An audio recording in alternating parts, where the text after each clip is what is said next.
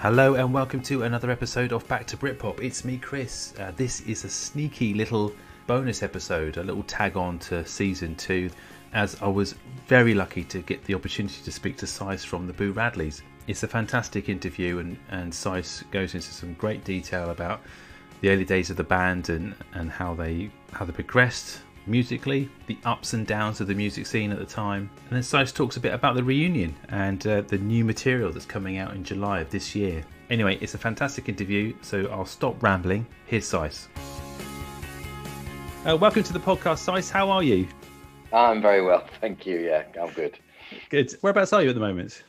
So I'm at home in Oxfordshire. I live in Oxfordshire, so I'm in my kind of study / office / kind of meeting room because I'm a psychologist now. So I kind of, for the last 18 months, I've been seeing clients on Zoom from this little office. So it's had a kind of different purpose, really. Yeah, so but I'm guessing you're well rehearsed in the whole Zoom protocol these days. Absolutely, yeah. I mean, I've actually gone back to my consulting room recently, and it's been a godsend because the Zoom thing is just strange, you know. It was fine at first, but that sort of just seeing a little square in front of you with someone's face it's not normal. It really isn't, and it was good to get back to sort of person to person. The novelty is well and truly wearing off, isn't it? Absolutely, yeah, it really is, and you know, and I knew it would. I knew that when people, you know, when they were saying, "Oh, this is really working" at the start of it, and kind of saying, "Oh, you know, this will be the future," and I'm thinking, I'm sure it will. You know, I mean, it's a good utility to have when, you know, when you can't travel and stuff. But actually, there's no substitute for sort of person to person connection. No. And have you found yourself connecting with things differently, or reconnecting, sorry, with things that you, in this situation you've been in? Not really. No, I don't think it has. I mean, I think that the thing it's done over the last 15 months or so is actually disconnect more. You know, I kind of think I did try the whole sort of connecting with people over Zoom the first month or so, but it really just it was very unsatisfactory for me. So I actually found I kind of withdrew a bit more, really. Yeah. I mean, you know, the possibilities of technology are marvelous, you know, for creating music, and it's helped enormously with that. So that's been a huge bonus. Yeah. And you've been busy as well. I mean, obviously the recording and the new single that's come out and another step for the band. Yeah. I'd like to go back a bit further, but before we do that, how did this come about? I mean, what was the kind of the catalyst for coming back? The catalyst was weird because it was essentially my 50th birthday party, and Tim came along to that, and it really was just a kind of drunken conversation where, you know, he kind of said, you know, we just said, do you still do stuff? And he said, well, I've got some songs. Do you want to sing on them? And I kind of said, well, all right, I've got some songs. Do you want to work on them? And that was kind of it. And sort of, I think that was 2019. So really over then we've just been kind of sending stuff back and forth gradually, and then, you know, Tim kind of said, oh, you know, I should get Rob to do some drums on these, so he arranged that and recorded it, and it just gradually built. And it was one of those things where suddenly it was kind of like, well, we've got a load of songs here, and they're ready, you know. It's kind of they're here. So it was kind of weird not having Martin involved. So, you know, I went over and spent the day with Martin and had a chat, and he was just really not keen. He was not keen on kind of, I think, joining it at such an advanced stage.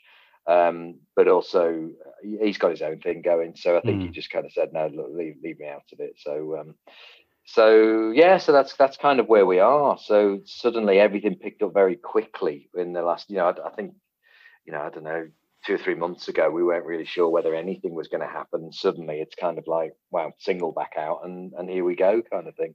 Have you found yourself sort of settling into that sort of new, I mean, the dynamic obviously has changed, but have you found that easy to sort of deal with and getting back in the saddle, so to speak, with the whole new way of promoting music or just the whole aspect of putting something out?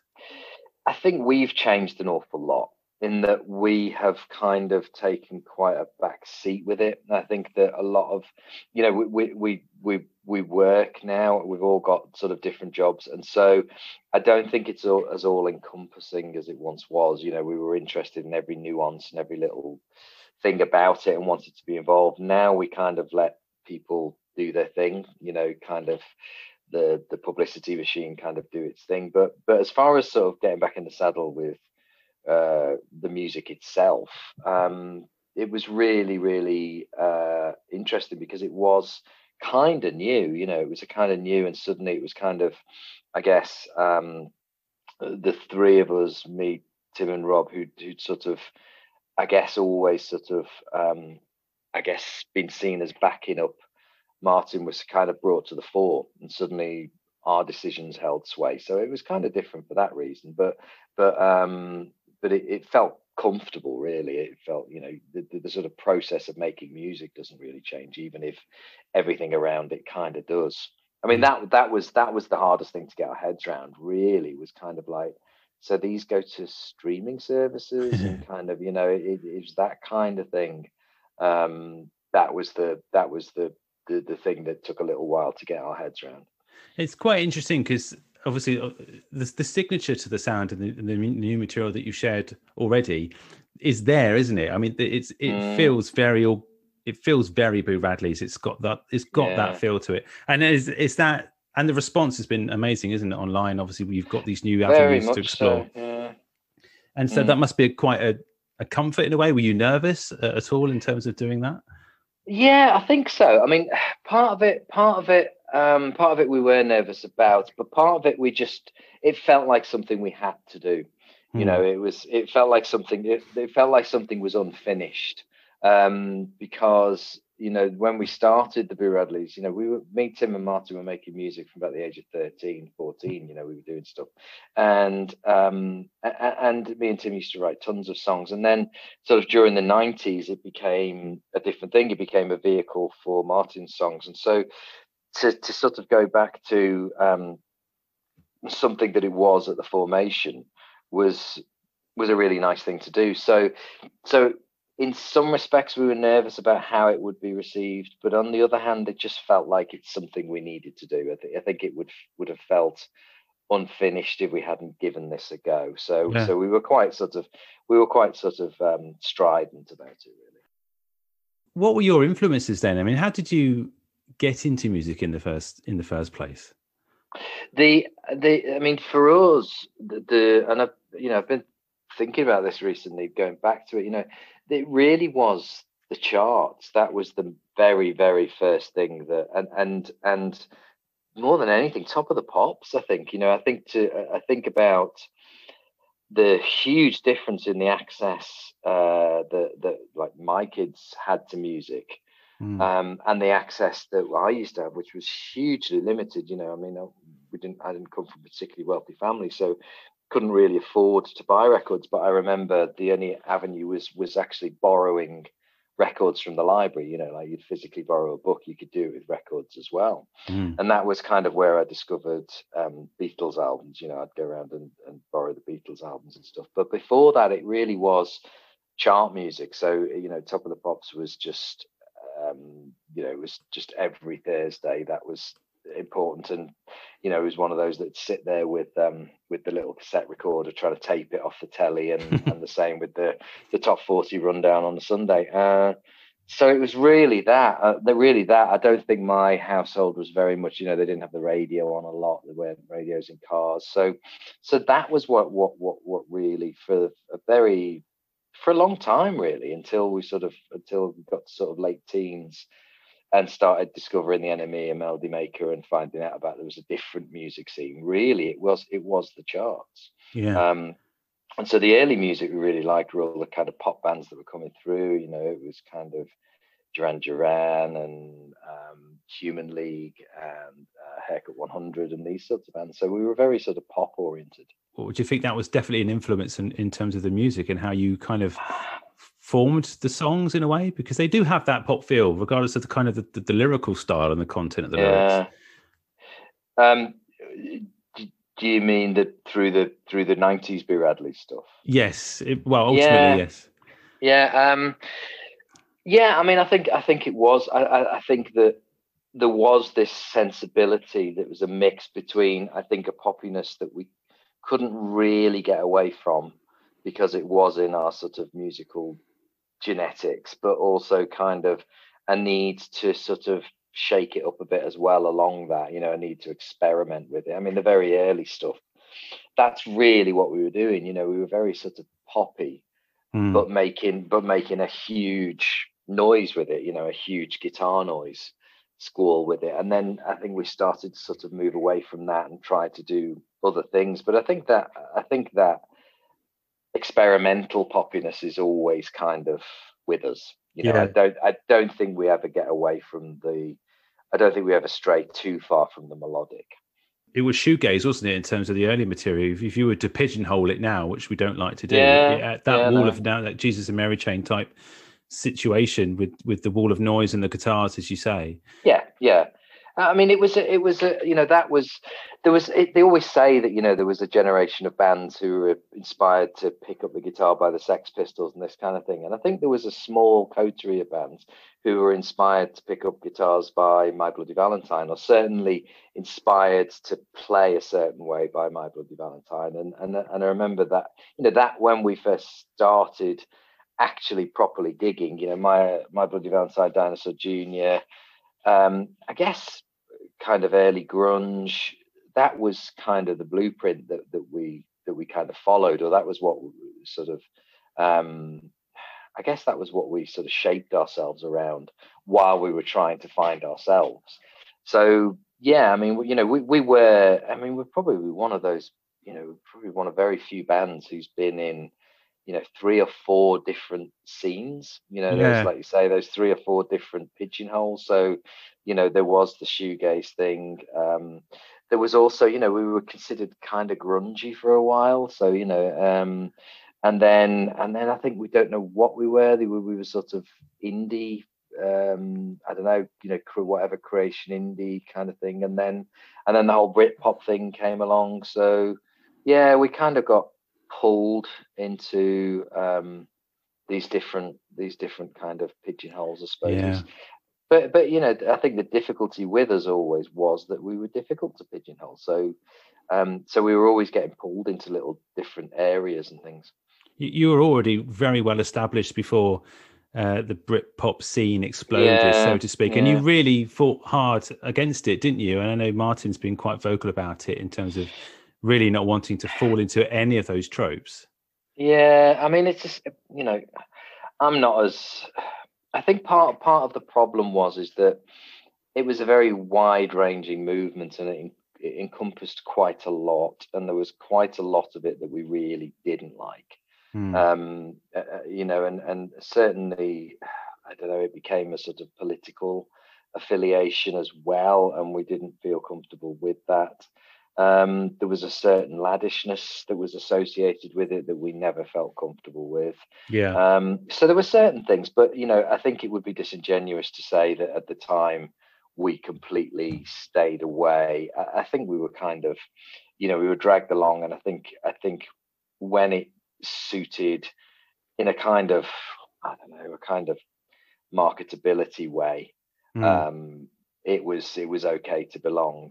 I mean, the other thing is that it was kind of, as a movement, it was nice to be part of that exciting thing. It was nice to be hanging out with other bands and those kind of things. And I think it's like anything. I think it was just the kind of, I think we kind of felt it was a bit disappointed to be sort of roped in with a lot of bands that we felt came later and weren't very original, or weren't very I guess experimental. So yeah, I mean, I think we just never felt comfortable being labelled, really. I think that, but lots of bands don't.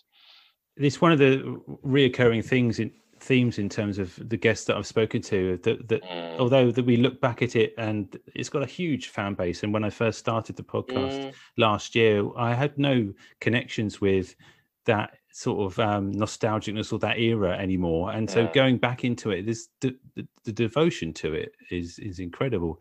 And you do, I think, as as a man, especially growing up and having children and getting married and looking back Mm. at what was a very laddish and some of the decisions I was making at the time as a young man, and the music I was listening to and the publications I was reading.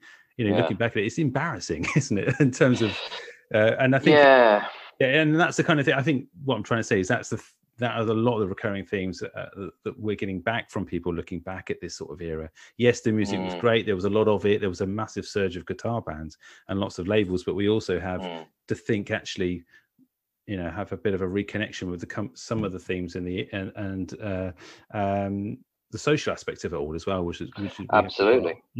Yeah, because it wasn't just a musical thing; it was a whole cultural movement, and I think that more than anything, it was the cultural movement kind of thing. It was the a lot of it was about the Union Jack, or the Union flag rather. Guitars, Union flag, dresses that just came with an uneasy edge of nationalism that didn't feel right.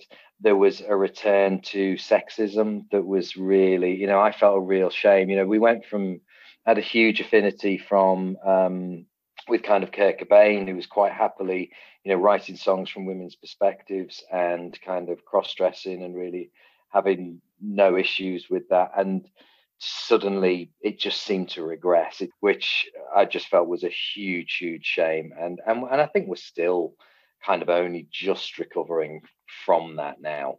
So those were the things I think that were very separate from the music. And those were the things I think that we felt uncomfortable with. It wasn't, as far as I could tell, it wasn't really a musical movement, because there was a lot of the bands had very little in common with each other. It was just a kind of, I think it was a cultural thing. It was a sort of, I don't know, a kind of British pride, and it's really, I mean, it's fascinating for me because when I went on to do psychology, my research area was in masculinity. So for you to kind of talk about what it was like to grow up as a man, and to where these role models were kind of coming from, I think is fascinating. Because part of the problem, it gets described as a crisis in masculinity, of kind of how are men supposed to be.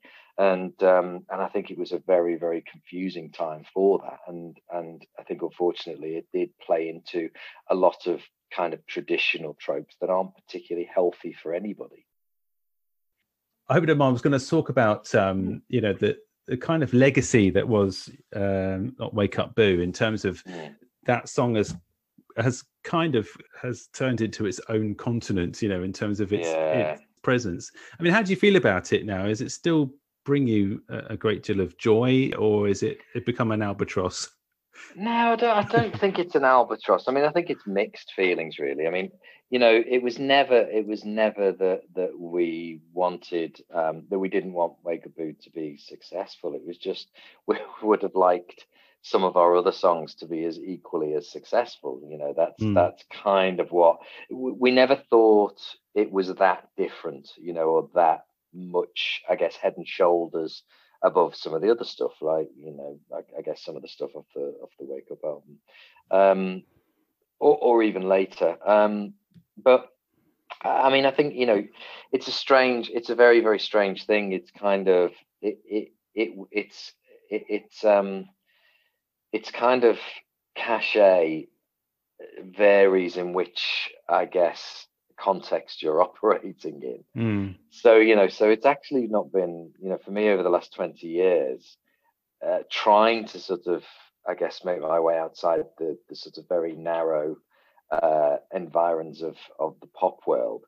It's actually been really useful when people kind of say, what did you used to do, or these kind of things, and it's been able to say, oh yeah, we had a single, Wake Up Boo, and people know it. That's the kind of thing. So it instantly kind of gets over that awkwardness. I mean, it's a strange thing. I don't know. I mean, I don't know whether it's very hard on the inside to understand, I guess, how we're perceived from the outside, or how we were perceived. I mean, I think we're always butting up against, I guess, what people's perceptions are. I mean, I think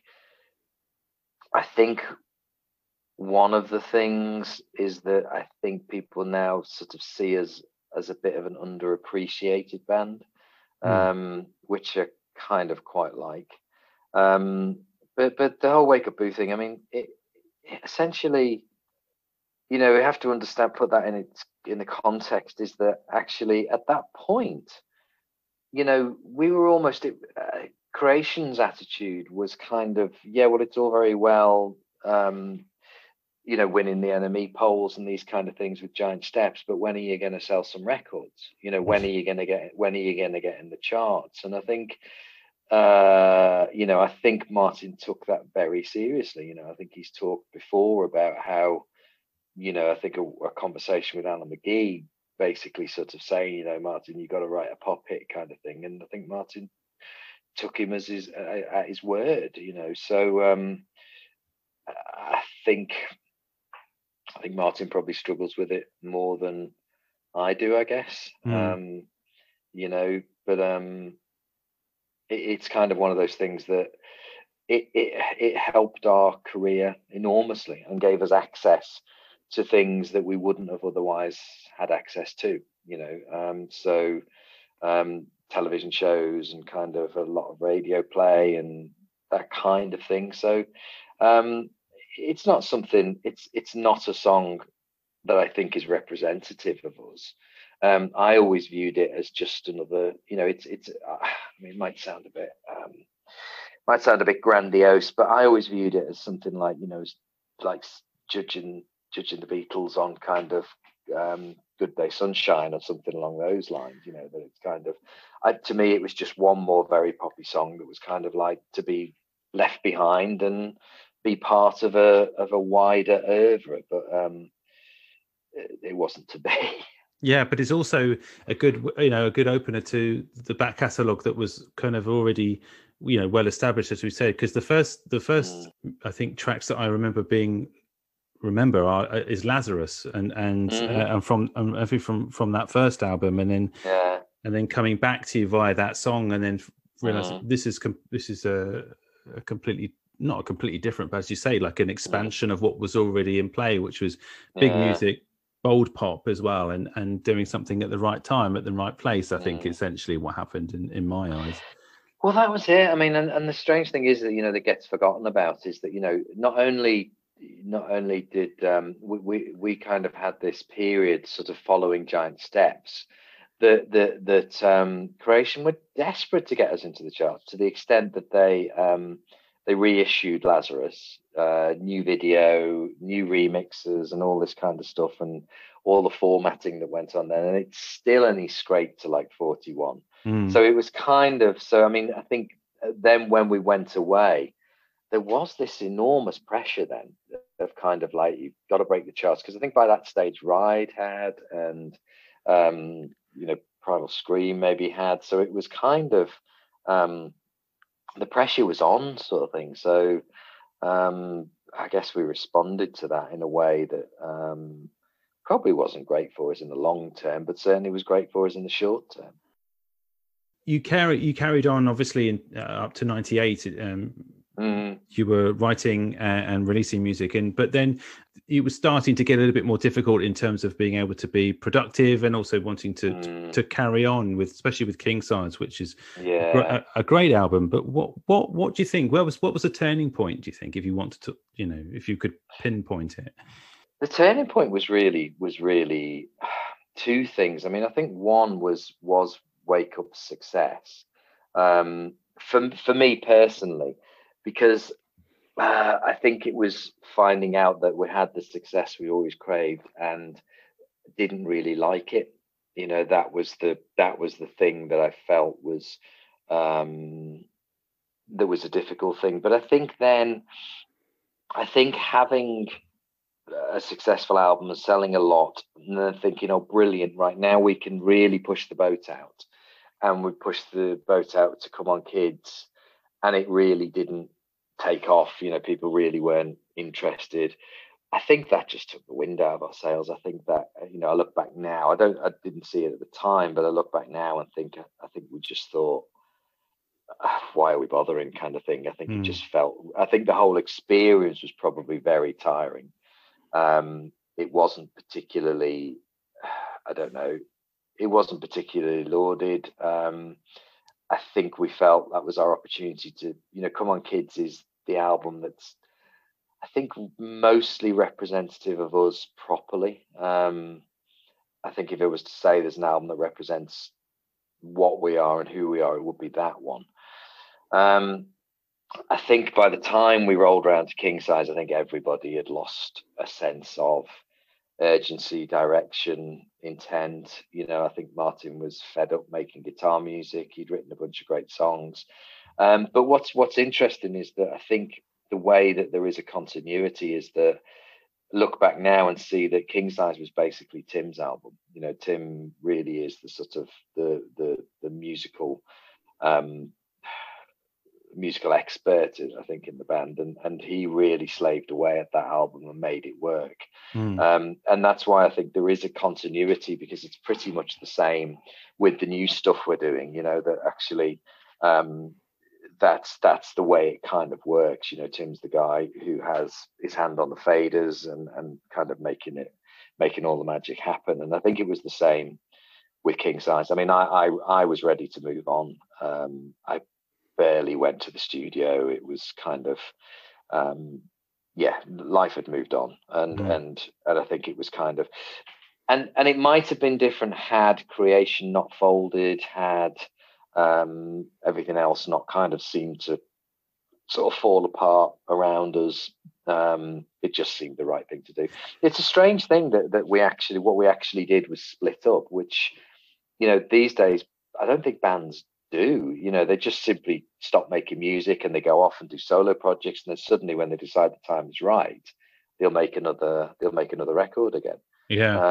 But we were sort of traditionalists in the idea that you go for a certain amount of time and then you split up. You say we are splitting up, and I think we just followed that path. With the plans for the new record, then, I mean, eventually, if things sort of open up and get back to some sort of normality, are you planning to go back on the road at all, or is this something that will be sort of not? We do want to do something. We've because when we got together and we played, we really, really enjoyed it. I think it was kind of, it's always been the thing that I've missed, and sort of partly, I guess the impetus is that I've done a couple of solo things over the past 18 months, just me and an acoustic, and I really, really loved it. And I think, part of the thing is that that's something that can't ever be created in any other walk of life, is actually that being out on a stage, playing, creating music.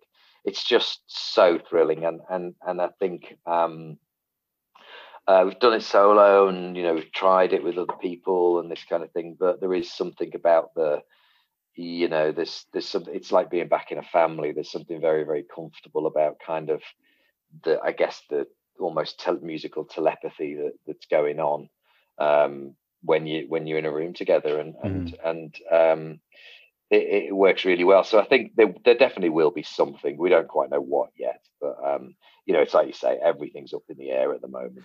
I can't imagine there's an awful lot available till well into next year. So we've got time to think about it. Will you revisit the back catalogue as well? Would you be open to playing as much from that as possible, as well as promoting the new material? Yeah, absolutely. Yeah, no, totally. Yeah. How would you go about choosing which songs to do? That would be quite a challenge in itself. Yeah, I mean, I think